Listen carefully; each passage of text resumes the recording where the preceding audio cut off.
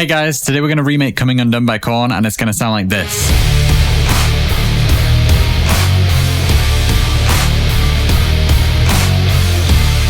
It's been a little while since I made a video about Korn, and the production on this track is insane. Like, I know all of us Korn fans love the classic Korn sound, but this era of Korn should not be overlooked. They went a little more pop, a little more experimental, and really made some groundbreaking music. So today I want to answer all the questions you might have about this track, like how they got that brutal guitar sound, what's going on with the big stompy We Will Rock You drums, and where is the Fieldy bass? There's going to be Fieldy bass, don't worry. So let's start at the beginning with that big guitar riff, and the guitar sound in this song is just insane. I mean, the fact that this song is played all the way up in D just shows how ridiculous this tone is. Like, that shouldn't sound like Korn. Korn's down in A. This should sound really high pitched, but the production is just so heavy it makes that D sound like the most Korn thing ever. So how are they doing that? How are they getting it so heavy? Well, the first step is going to be a lot of distortion. No surprises there. So we're going to start with the Archetype Nolly amp just because it's a good high gain amp. We're basically looking for a dual rectifier kind of sound, and this amp I would say pretty much has that.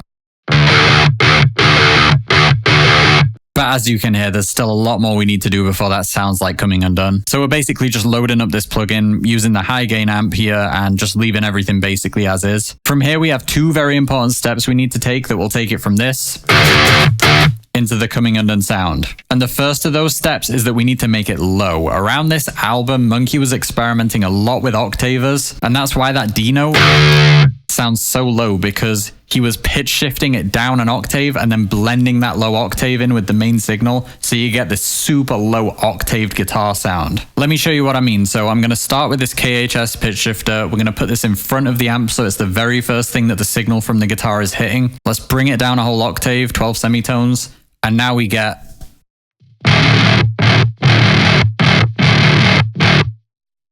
it's just like a bass guitar. So obviously we don't want it quite that intense, but let's just blend, let's put it nearly halfway so we're getting a lot of that low octave and some of our main signal.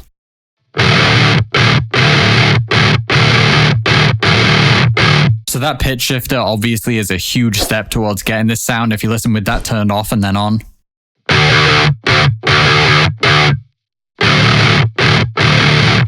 And I find that with this kind of pitch shifted tone, Korn always tends to keep it around halfway, maybe a little higher, so that's what we're going to do. All we need now is a huge amount of distortion. We are using a high gain amp, but that's just not enough. This tone is like crazy distorted, so we're going to have to bring in some of the plugins. And the key here is actually more specific than just adding distortion. We need to take that pitch shifted signal and blend it with a fuzz distortion. When these two effects come together, a fuzz and an octaver, something really special happens. And we can use any kind of fuzz. I'm going to use this Waves one just because it's versatile and it looks really cool, so let's experiment with that.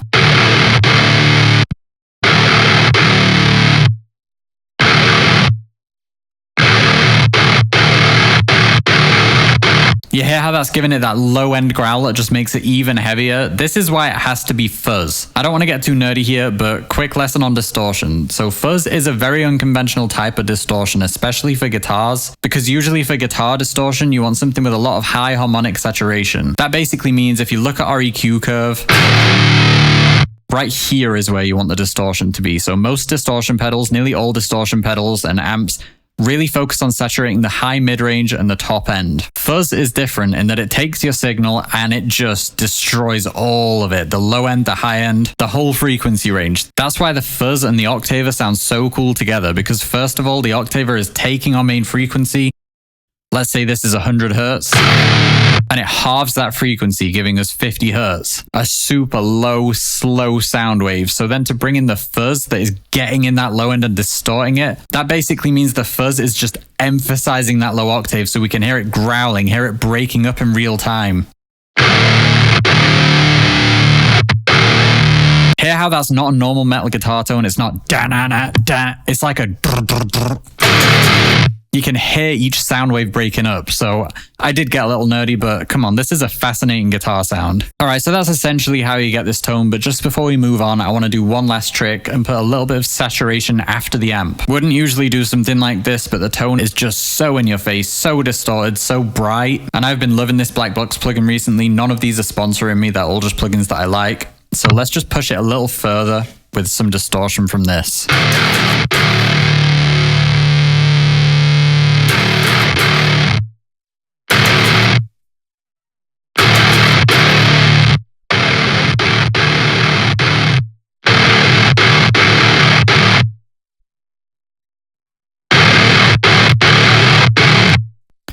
little too far there, but you can hear how that's breaking up a little more.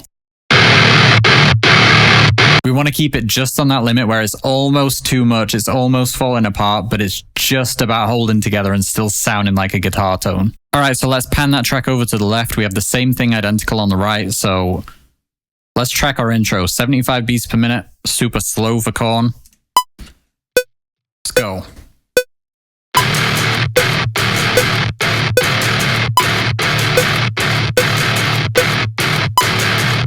And on the right.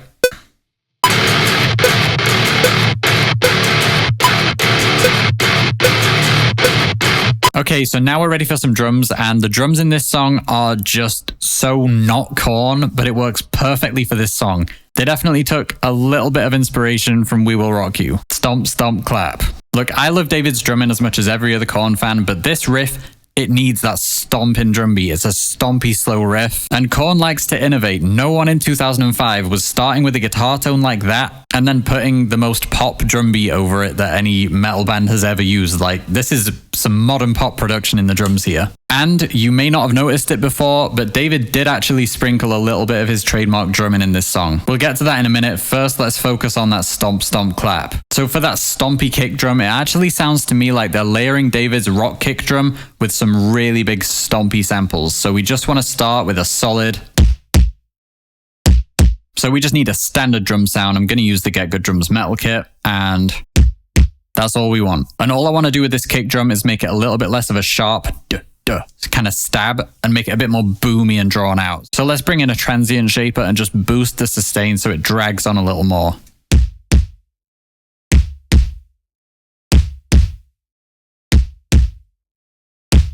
Going completely against what I would usually do for a metal kick here. Usually I want it stabby and punchy so it cuts through. But this song is a more minimal mix so we can really get big and boomy with the kick drum. And I want to take that even further. We could use some compression to kind of squash it, but I think we should use a soft clipper.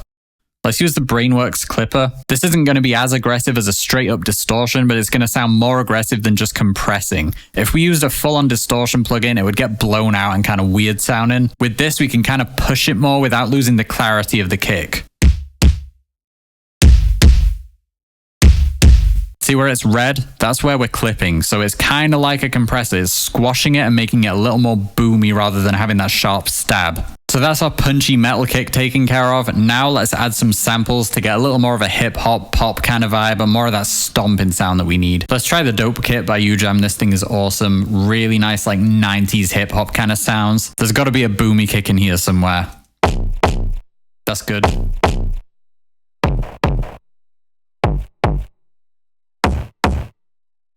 That one. That one is almost exactly what we're looking for. It has that drawn out kind of sound, less punchy and sharp and a little more stompy and blown out. So let's emphasize that even more. I'm going to use the transient shaper again. Let's bring down the attack so it has less of the initial punch and then add more sustain so it's drawn out for longer. You know, going back to We Will Rock You, which clearly was an inspiration for this song, it's literally foot stomps. So we need to try and get a sound as big as a load of people stomping their feet. So it's not just going to be one sharp thing. It's going to be this big boom kind of sound.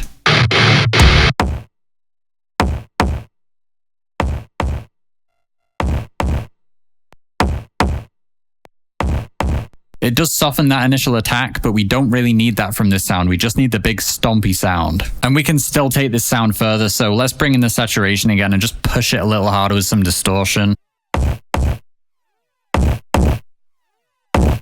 Even though it's just a hip-hop kick drum, can you hear how in the mix that's just going to sound like big foot stomps?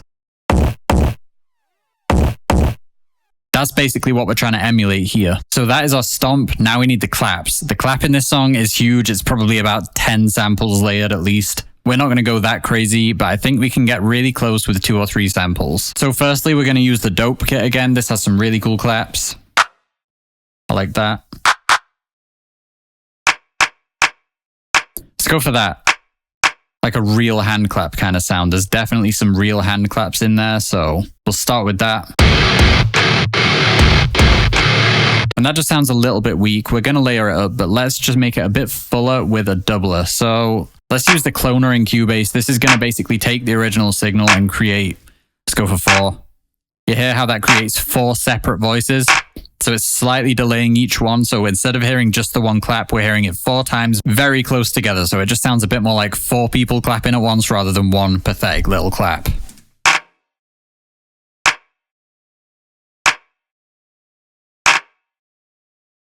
I love using doublers because it makes any drum or percussive element sound way bigger, and usually in a metal mix you can't really use this kind of trick because the mix is always crowded, everything's usually punchy and quick, but because of the kind of mix this is, we can really go nuts with this kind of effect. So that's a strong clap already, but let's keep going from there and start layering some claps together. Okay, I love this one. So this is another UJam kit, Candy, the pop kit. That's more of like an EDM clap, which again, I can hear that. I can hear hand claps in the original. I can hear this kind of digital sound, so let's layer some of those now. So we're getting somewhere, but this clap still needs to be way bigger, and I've saved my favorite clap for last. So we're going to use the Candy kit again, this time that one, which is just so similar to the Coming Undone clap. Again, it sounds somewhere between a hand clap and like an EDM clap, but it's very punchy, very powerful, very modern, very clean. And we need all of those things from this clap. So let's start with that. Again, with this one, we'll run it through a transient shaper. I want to boost the attack to get a bit more punch and the sustain to get it more drawn out again. So let's try that.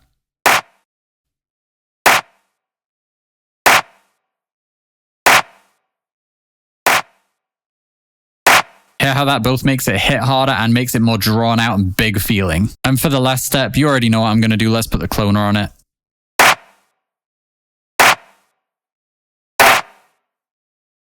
The formula for this clap really is just as big as possible. So now we have this.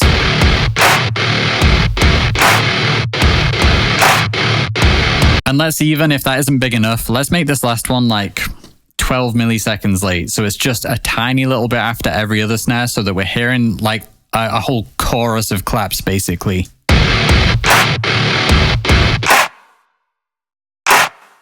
Hear that separation, so it sounds like a bunch of people clapping their hands together.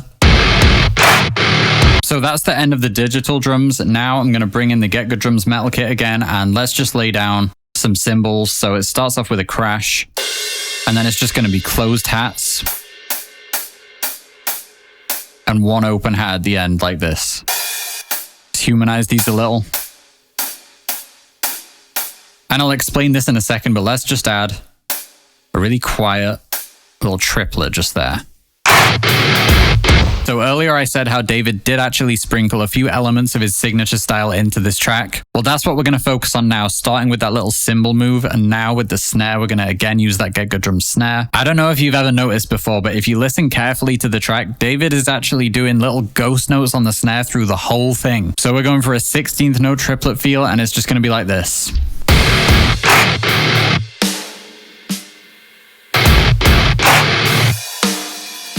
Now, I know that's only a quiet, really minimal little element. He's just dragging his stick along the snare a little bit. But not only does it really help to add like a human element to this very kind of robotic, industrial almost kind of song, but it's also a really, really clever songwriting move. Like putting 16th note triplets in a song like this is kind of like putting jazz chords in a nursery rhyme or something. You don't accidentally play 16th note triplets, so David definitely meant to do this, and he's basically taking a song that isn't very traditionally Korn. It's a slow stomp in tempo. It's not got that new metal bounce.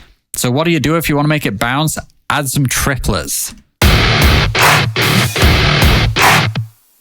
So instead of it just being ba-da-da-ba-ba-da-ba-ba-ba, he adds this like ba-na-ma-ba-ba-ba-na-ma-ba-ba-ba. And it is very subtle, but the idea with ghost notes is usually just that you feel them rather than hear them. So that's kind of like the unsung hero of this song for me. It keeps it interesting in the verses and keeps the energy up without the listener even necessarily knowing it's happening. I mean, talk about great drummers. Dude is amazing. So let's loop the drums. And before we get into some guitar effects and the Fieldy bass, let's just get the rest of the main guitars laid down with our main tone.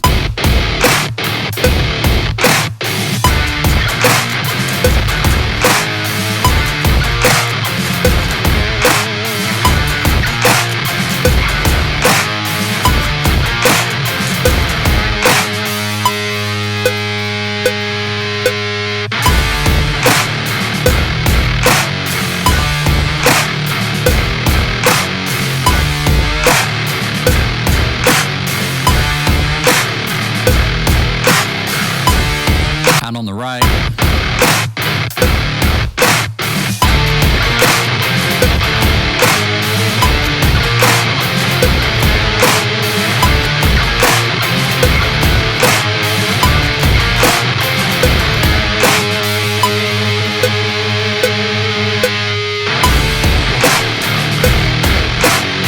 Okay, so coming to the guitar effects, first of all, there's this really simple one. Start of every bar in the verse, there's that little vibrato note, really crazy vibrato going on. And it sounds like a major seventh to me. And you can hear it's kind of a weird tone. We'll break that down in a second, but let's just get it laid down.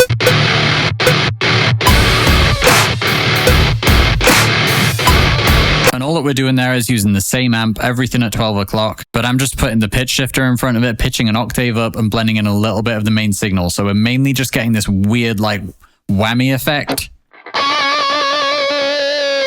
But there's a bit of the original signal, so it gives it this kind of digital, but still sounds like a guitar kind of sound. That's all that one is, the amp and the pitch shifter. So now we have the main guitar effects track, which is going to be in the chorus, and it's going to be centered around a wah effect. So for this one, this is going to be a little bit more of a background effect. So we're boosting some of the mid-range, cutting some of the treble so it's not too harsh. Other than that, it's the same amp and the same pitch shifter in front, coming down an octave, just like on our main tone. This is just a stock Cubase plugin. You could use any kind of wah, but this does the job, so let's use it. And all I'm going to do is just automate this to go up and down just like you would work a wah with your foot. So this is going to be as the chorus is going.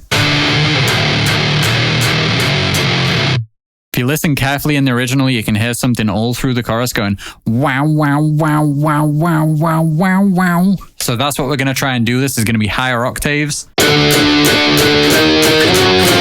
So we'll start at the beginning of the chorus and let's just go all the way up and all the way down. And just do that over and over again. Let's copy and paste it. And as digital as this looks, you may be surprised at how much this sounds exactly like when you work a wah with your foot.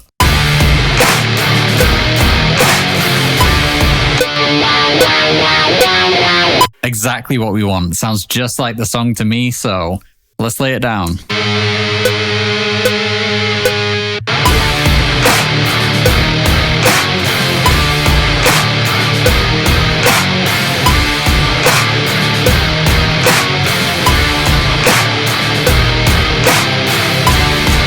And this track is going to be coming right down the center, so it's staying out of the way of the brutal sound on the left and right and just adding a little bit of flavor in the chorus so that it's not the same tone through the whole song. For me, that sound just really finishes the chorus off. I love how it elevates the guitars and just gives it like this weird vibe. There's only one thing missing from this track now, and you know what it is. It's time.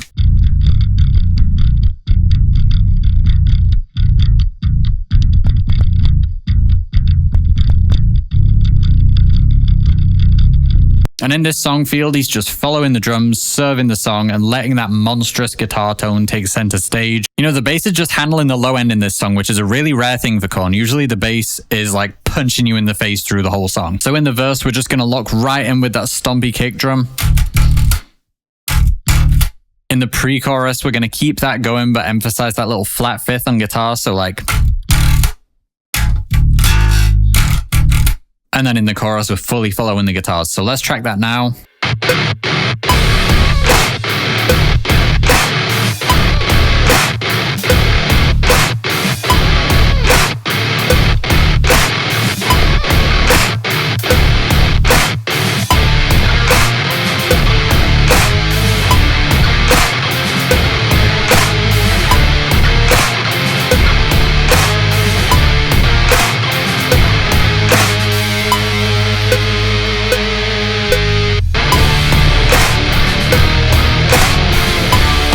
So I've covered this tone in past videos, but to quickly go over it, first of all, fresh strings help a lot. I've made my life difficult by not using fresh strings. These are getting pretty old now, but you can kind of get around that by just boosting the high end more, slapping really, really hard. Then you need a good strong bass amp. I'm using Ampeg SVT3 Pro by Brainworks, and the key here, first of all, this amp has like a really nice clicky high end, which of course we need for that Fieldy, clicky, clanky sound. It doesn't have the strongest low end, but we're going to work around that in a minute. We're mainly using this one for that clicky high end.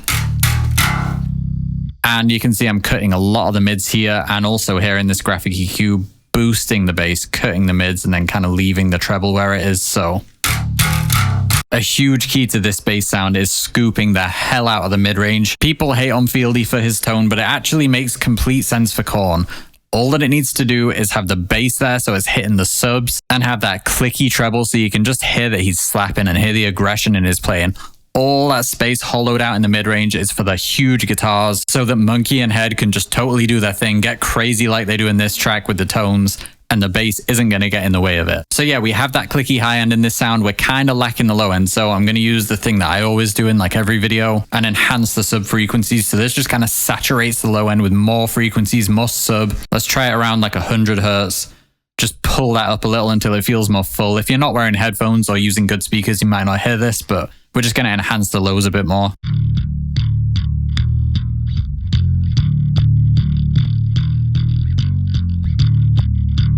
Wouldn't usually go this crazy with the low end in a bass guitar sound, but for Korn, we definitely need it. And I think we've done it, guys. That's all the key parts that make up this incredible Korn song. So many cool, unique elements, but the guitar tone is definitely the shining star in this track. And I've spoken about it many times on the channel, but if you've seen my Architects or Bring Me the Horizon videos, you know just how important this tone was. Korn was doing this trick of taking D or C tuned guitars and pitching it down an octave and distorting the crap out of it 20 years ago, 25 years ago. And it's just in the last couple of years started to become a more popular trick that I'm seeing more and more huge bands like Bring Me and Architects doing. It's not necessarily the standard at this point, but it's definitely something a hell of a lot of bands are experimenting with. And these guys, as far as I know, did it way before anyone else popularized it. And it's just finally catching on. So I've said it so many times on the channel, but this band does not get enough credit for just how much they've experimented with their tones, with their sounds, with their production. Amazing band, way ahead of their time. Anyway, if you guys made it this far, thank you so much for watching. Like the video and subscribe if you want to see more content like this. I really value your guys' input, so please let me know below what else you want to see on this channel, and I'll see you guys in the next one.